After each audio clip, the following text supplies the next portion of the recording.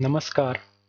आज के इस वीडियो में अपन बात करेंगे सीईटी के बारे में, यानी कि कॉमन एलिजिबिलिटी टेस्ट। और सीनियर सेकेंडरी स्तर का नोटिफिकेशन जारी हो चुका है, उसके बारे में बात करेंगे। अपन जानेंगे कि इसके अंदर कौन कौन सी भर्तियां शामिल हैं और किसको बाहर रखा गया है, इनकी चर्चा आज करने वाले हैं। तो देखिए, सबसे पहले नोटिफिकेशन कल की डेट में जारी हुआ, यानी कि 10 तारीख को आपके नोटिफिकेशन जारी हुआ। कौन कौन सी भर्तियां हैं? तो इसमें आपके वनपाल जो नेक्स्ट आएगी वो इसमें रखी गई है। छात्रावास अधीक्षक रखा गया है। लिपिक ग्रेड सेकंड यानी कि एलडीसी कनिष्ठ सहायक, लिपिक ग्रेड सेकंड जो राजस्थान लोक सेवा आयोग का है वो, और जमादार ग्रेड सेकंड कांस्टेबल, ये सारी भर्तियां इसके अंदर रखी गई। यानी कि इसके लिए आपको सीईटी क्लियर करना जरूरी है अगर आप इन भर्तियों को देखना चाहते हैं। ये सीनियर सेकेंडरी स्तर का है, ग्रेजुएशन लेवल का पहले ही नोटिफिकेशन जारी हो चुका है। अब देखिए, इसमें क्या क्या आपको ध्यान में रखना है उनकी बात करते हैं। ये भर्तियां आपके इसमें रहेगी। ये नोटिफिकेशन आपको वेबसाइट पर मिल जाएगा, जो बोर्ड की ऑफिशियल वेबसाइट है वहाँ पर भी मिल जाएगा। और अगर आप चाहते हैं तो यहाँ पर मैं इसको जूम करके आपको दिखा देता हूँ कि कौन कौन सी भर्तियां इसके अंदर शामिल है। तो देखिए, यहाँ पर आपको नजर आ रहा होगा बिल्कुल साफ साफ, वनपाल है, छात्राधीक्षक है, और लिपिक ग्रेड सेकंड है, कनिष्ठ सहायक, लिपिक ग्रेड सेकंड अलग अलग है। एक सचिवालय में रहने वाले हैं और एक लोक सेवा आयोग के अंदर आने वाले हैं, और एक आपके जमादार है, कांस्टेबल है। ये सारी भर्तियां इसके अंतर्गत होगी।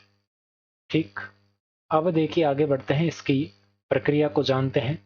आवेदन प्रक्रिया कब से शुरू हो रही है, क्या क्या आपको करना होगा। तो यहाँ पर देखिए, बाकी की नोटिफिकेशन प्रक्रिया, ये ऑनलाइन आवेदन की प्रक्रिया है जिसको एसएसओ के माध्यम से रजिस्ट्रेशन किया जा सकेगा और एसएसओ के माध्यम से ही आवेदन होगा। उसके लिए पहली बार अगर आप आवेदन कर रहे हैं किसी कंपटीशन एग्जाम के लिए, तो आपको वन टाइम रजिस्ट्रेशन करना होगा, जिसके लिए आपका आधार कार्ड, 10वीं की मार्कशीट, ये आपको चाहिए होंगे। ठीक है, इसके अलावा कोई भी एक आपको ध्यान में रखना है कि नाम है, जन्म तिथि है, वो आपके सेम होनी चाहिए आधार कार्ड और 10th की मार्कशीट में। तभी आप वन टाइम रजिस्ट्रेशन में कोई दिक्कत नहीं आएगी। पिताजी का नाम भी सही होना चाहिए।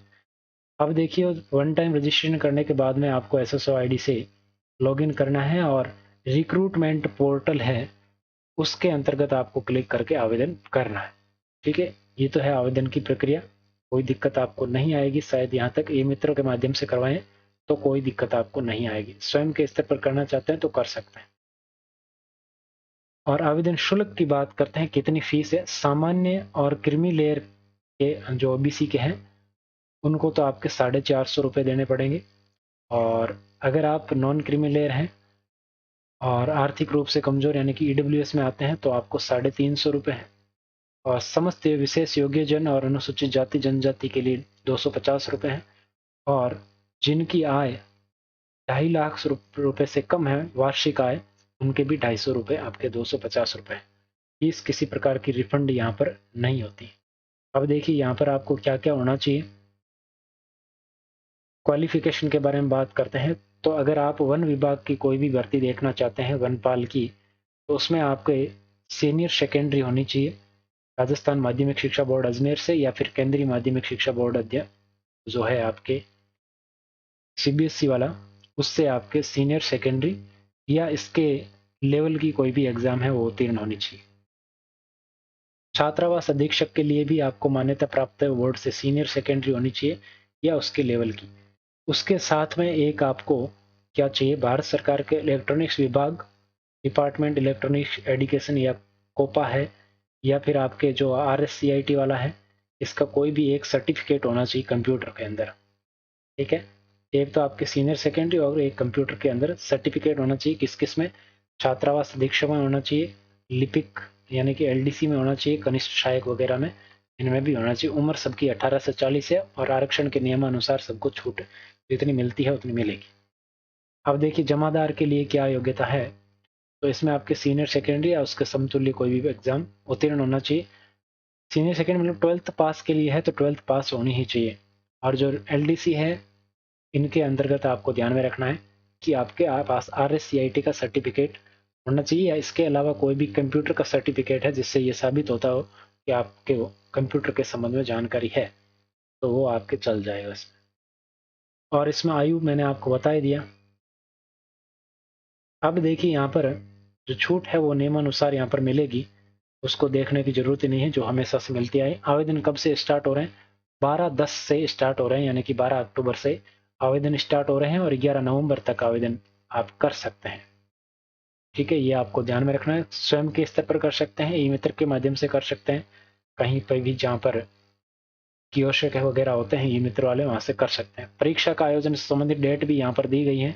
एक आपके 18 फरवरी है, एक आपके 19 फरवरी है, फिर 25 फरवरी और 26 फरवरी यहाँ पर ये डेटें 4 दिन की दी गई है। इनमें से कभी भी आपके सीईटी का एग्जाम जो सीनियर स्तर का है वो करवाया जा सकता है। प्रवेश पत्र है वो वेबसाइट के माध्यम से मिलेंगे, उसके लिए आपको एप्लीकेशन आईडी है वो संभाल कर रखनी होगी। तो ये सारी जानकारियां थी आपके इससे संबंधित। अब देखो दिक्कत कहाँ आती, फोटोग्राफ और सिग्नेचर जो है, साइन जिसको कहते हैं, हस्ताक्षर, वो अपलोड करने में दिक्कत आती है। तो इसके लिए आप बोर्ड की वेबसाइट है या फिर एक सरकारी वेबसाइट जो रिकमेंड करती है, वो RIOT नाम से एक कंप्रेसर आता है जिससे फोटो रीसाइज और सिग्नेचर रीसाइज हो जाता है, उससे भी आप कर सकते हैं। या फिर मोबाइल से अन्य किसी एप्लीकेशन की सहायता से आप इसको रीसाइज करके ही अपलोड करें ताकि कोई दिक्कत आपको ना आए। फाइल का आकार है वो 50 KB से 100 KB तक का होना चाहिए और फोटो का आकार है वो 100 KB से ज़्यादा नहीं होना चाहिए, ये आपको ध्यान में रखना।